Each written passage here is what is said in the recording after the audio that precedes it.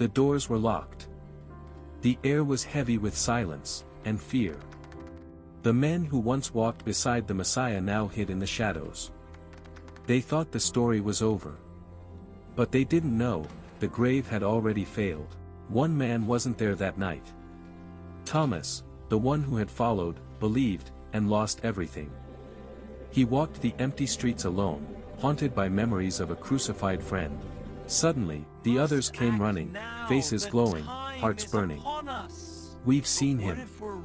He's alive," they shouted. But Thomas's heart, broken and tired, couldn't rise again so easily. "Unless I see the nail marks in his hands," he whispered, and touched the wound in his side, "I will not believe." His words weren't rebellion, they were pain, wrapped in disbelief. Nights passed. The others rejoiced, but Thomas stayed quiet, lost inside his storm. Doubt doesn't mean you've lost faith. Sometimes, it means you're fighting for it. 8 days later, the room was locked again.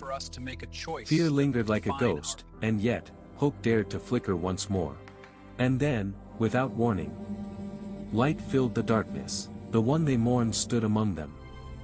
The risen Jesus, scars still shining like victory marks. He looked around the room and smiled. "Peace be with you," he said, not to scold, but to heal. Even the air trembled with mercy. Thomas couldn't move. The man he buried in his mind was standing right in front of him.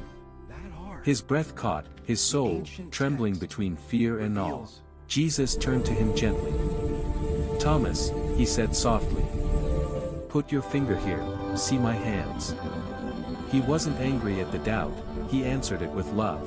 Thomas reached out, shaking, weeping. His fingers met the scars, warm, real, alive. In that touch, his doubt died, and faith was reborn. He fell to his knees. Words broke through his trembling lips. "My Lord, and my God." It wasn't sight that saved him, it was surrender.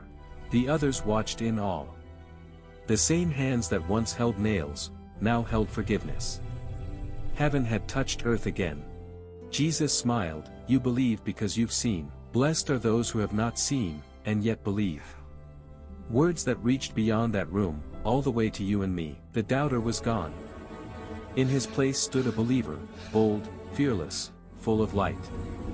The man who once needed proof, became proof himself. Thomas carried his faith far beyond Jerusalem. Across oceans and lands, he shared one truth. That scars don't mean defeat, they mean love that endured. In quiet moments, he'd remember that day. The touch, the light, the voice that called his name.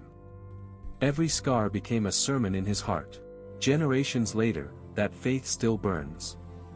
From broken hearts, to believers who stand strong through their doubts. Because one man reached out, and touched eternity. The same Jesus who met Thomas in his fear, still meets us in ours. He walks through walls of doubt, and whispers, "Peace be with you." Doubt isn't the end of faith, it's the door to deeper belief. Thomas touched his scars, and found grace. Maybe, today, it's your turn to believe, without seeing. If this story touched your heart, type, "I believe," in the comments. Folded Hands subscribe for more cinematic stories of faith and hope. Let the world see, your faith is still alive.